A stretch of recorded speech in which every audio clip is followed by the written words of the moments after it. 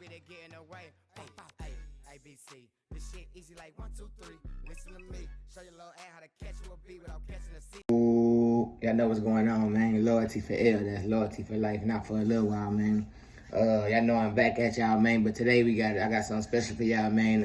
I've been getting a lot of comments and a lot of people asking me to speak on the Guero10K situation. Well, his was a reign of terror. Now, documented gang leader Christian Cavazos will spend life in prison. He killed 5 people in 4 months and pled guilty to it.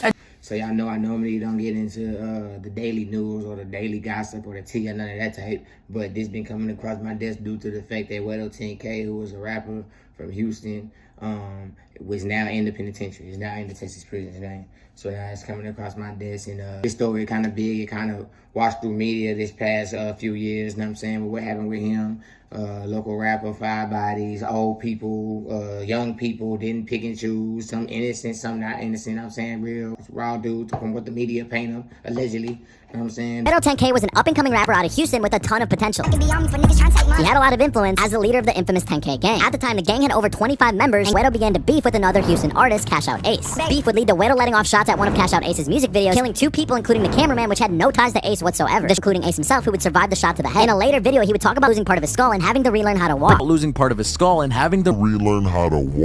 He is on Telfa Unit, man, and he did get down with Tango Blast. I don't know if he was a blood or he was a crip in the world, but he did get down with Tango Blast, man. Y'all know what they say in Texas prison. If you're not blasting, you're not lasting.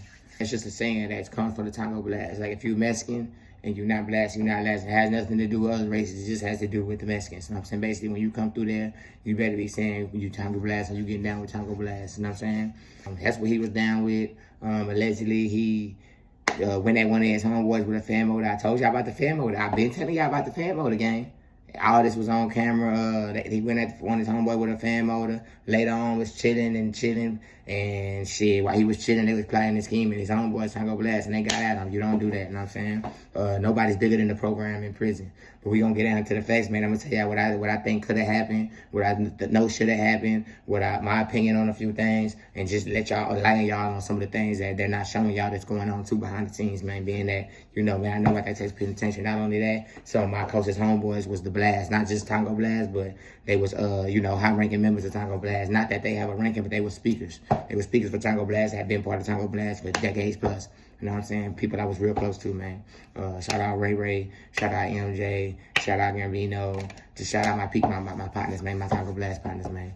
But we're gonna start out with Tim Snow kind of telling you what happened and how I get to me, man, how I get to us, man, how I get to the prison stories. That Guero10K recently attacked another Youth Stone member with a fan motor and a bed sheet. And in Texas, that's pretty common, all right? You sell fans on commissary, you can break them down, they're dead weight, and you can bust somebody's skull wide open with it.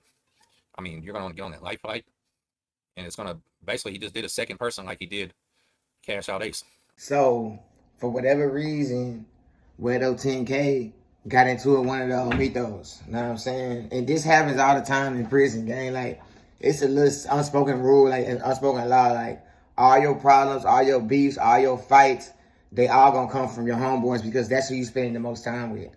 You know what I'm saying? So whatever happened with Guero10K and his homeboys, it could have been some minor or it could have been major. So like when you're in prison, somebody will fight you behind the suit.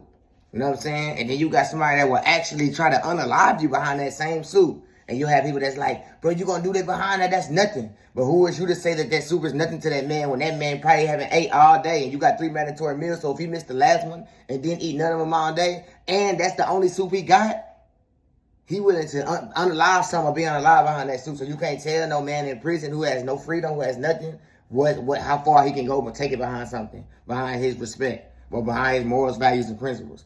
So whatever happened between them two, bro felt like it was serious enough to take it that far, and bro took it that far. Now, it's never that serious to where you take it that far with your homeboys without alerting the other homeboys. You know what I'm saying? So obviously he didn't alert his homies to what had happened. He probably thought he was bigger than the gang due to, you know, his rap career or his status. Because I ain't gonna lie, if you go in there, you got the views. You go in there, you got the views. You got the YouTube views. You got a little status in the streets. The streets vouching for you. Then your homeboys, I'm not gonna lie, they really gonna be pole riders, bro. That's just how it is in prison. If you got a little status, your homies gonna really be there because they gonna feel like you can help them or you can help them get out, whatever their intentions is, you gonna really have a little pull in there. So I'm pretty sure he had a little pull, but y'all know he got the case with the old people, y'all. So what happened was, I'm gonna tell y'all what happened. What happened was he was on the phone with his op, Cash Out, the one we was just mentioning. The one that got half his stuff missing. He pulled up to the video shoot. Okay, so look, they was rap beefing, bro. This is just rap beef. You know what I'm saying? So they was rap beefing. They was missing in each other, airing out each other's business on these rap songs. You know what I'm saying? Bro heard he had a video shoot, popped up to the video shoot, aired them out, hit some people, unalive 2-3 people, had bro missing half his top, but he survived. Later on, he talking to bro on FaceTime, like, trolling bro. They trolling each other on FaceTime. So bro, like, man, I ain't gonna say, I ain't finna meet up with you, but I tell you this, I'm in a black such and such, a black chart, a black SRT, black scat, whatever he say he was in. He was in some fast shit, black thing. You know what I'm saying? And so bro, in the midst of him talking, bro see a black car, exactly like he talking about it. And bro hop out with the stick and air that the eye. Turned out it was some old people, bro. But I'm gonna let y'all see it for yourself. This rapper murdered his op's grandparents, or he thought. This was just the start of what would become a long list of tragedies. The two end up FaceTiming. Guero wants to meet up with Cash Out Ace, but he refuses to meet up. But lets Guero know that he's in a Dodge Charger of some kind as a taunt. Guero takes this very literal, and mid-conversation sees a Dodge Charger, hangs up the phone, and follows it. As soon as the car stopped in the driveway, he began... Man, y'all know what he started doing when he pulled up to that car. Turned out, though, that one bro in that car that day. That was them old people, gang. Courtney Fisher has evidence and reaction from families of the people that he killed. Ryan McGowan, Jonathan Jimenez, Gonzalo Gonzalez, Ramiro and Rosalba Reyes, 5 people, 4 families destroyed by one man. He kept hunting my son down like an animal, hunting my son down like an animal, hunting my son down like an animal. I'm not scared of you. I wanted you to know I see you, but I want you to see me. Samira McGowan's son Ryan was shot in his car in September 2019. 19 days later, Cavazos killed again. The Reyes' grandparents in their purple Dodge Charger. Cavazos thought they were rival gang members. His mistake when he shot them to death. It will affect our life for the rest of our life. 3 months later, Gloria Gonzalez's 20-year-old son Gonzalo was shooting this music video when Cavazos drove by with other gang members shooting. Dozens and dozens of rounds. Gonzalo died instantly. Seeing that video, it's like I had been there all along. The chaos, I felt the bullet hit me. Vicky Jimenez's son, Jonathan, in that video, killed 2. This young man has no idea what struggles we face daily. Cavazos and his gang investigated for years by the feds and local authorities, seizing guns and drugs from Cavazos' home. Finding the abandoned car, investigators say he and other documented gang members were in when they murdered the Reyes and did that music video drive-by. Shell casings still inside. The indiscriminate violence, the number of bodies, and just not caring. Cavazos will be eligible for parole in 40 years. These families promise to fight it. So, this is another theory. This is just some theories, y'all. His homies could have already been plotting and scheming on him and having a cake baked for him. That's what they call it in Texas prison. Having a cake baked for you. Like, they might already been messed up how he did the old people and whatever. Like, people, gangsters, and you got real hardcore criminals, but you still got manly men in prison, too, who still live by morals and values, who still don't take advantage of women, don't take advantage of kids, who still go by those type of principles, and old people fall up under that category. So he might have had some old homeboys who was really like, know what I'm saying? Just, hey, give him a chance, but the slightest thing. You feel me? So it could have been that. It could have been his first mess up. They was on his top. But one thing I know, something was show after he pulled the fan mode on his homeboy, he was supposed to make sure he took all precautions to make sure he was always on his P's and Q's all the times. They say they got him while he was rapping, being on the table. You know, they say he was still rapping and stuff like that. There's a still shot of it. So there's Guero10K, and he was right there in the middle pretty much rapping. He'd be rapping and singing in jail, right? So while he's doing his rapping and singing in jail, all of a sudden, the guy that's in back of him, I guess he was obviously the leader, he comes up, boom, pops Guero10K in the head, and all of a sudden everybody else just jumps on top of him and gets to beating him and jumping him and all type of stuff, right? They said they got him while he was rapping, being on the table, and one dude sucker punched him, 7 dudes jumped on top of him. It's a video out there. I'm going to show y'all some stuff from Keep Talk Media, probably a little more stuff from Tim, so I'm going to show y'all some news clippings. But, yeah, man, he was rapping when he should have been on his P's and Q's because you did that to the homie. You put the homeboy not only out there to the rest of the homies, but you put him out there to the ops, to the masses, to the different races. Nah, that's not nothing you do. That's something you bring to the family, and then the family take care of that as needed. You know what I'm saying? So it could have been they was messed up by the old people situation. You don't know.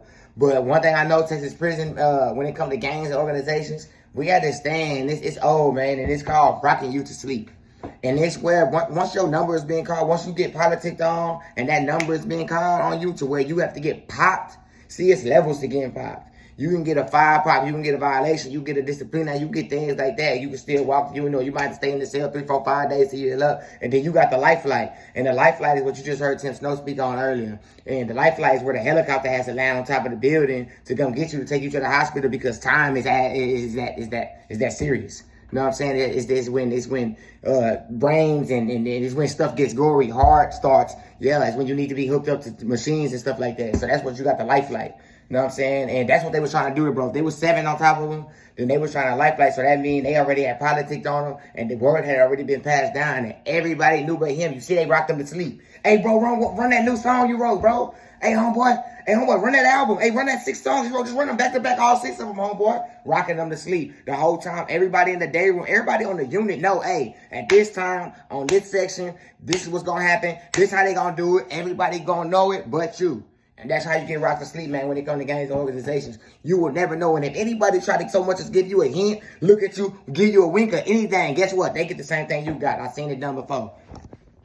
Or, another theory, it could have just been his homie disrespected him in a way that he wasn't going for, homie or not. Because you do got homeboys who know, like, okay, he only can take it so far with me. Otherwise, we both will be in violation. And they'll take advantage of that. So it could have been that, you know, bro just disrespected bro in a way that he wasn't going for. And he was like, I'm a man. And bro, this free world mind state. So you can't take your free world mind state to prison because it'll get you unalive. You know what I'm saying? But he could have been like, hey, bro, you disrespected me. All that Tango, all that homeboy shit, that shit don't mean, I wouldn't go for it if I was in the world. I would have popped you in the world for that.